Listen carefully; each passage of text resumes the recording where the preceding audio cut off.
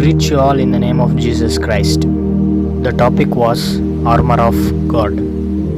We have spiritual, but how we protect our spiritual? So we want instrument and weapon like armor of God. In the Bible, Ephesians chapter 6 verse 11 and 12 says, "Take up God's instrument of war so that you may be able to keep our position against all the deceits of the evil one.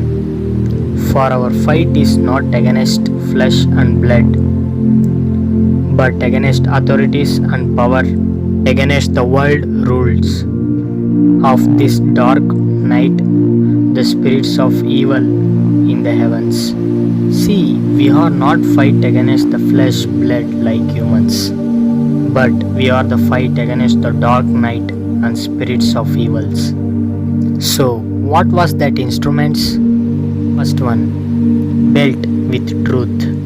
Second one, breastplate of righteousness. Third one, shoe like good news of peace. Fourth one, shield of faith. Fifth one, helmet of salvation.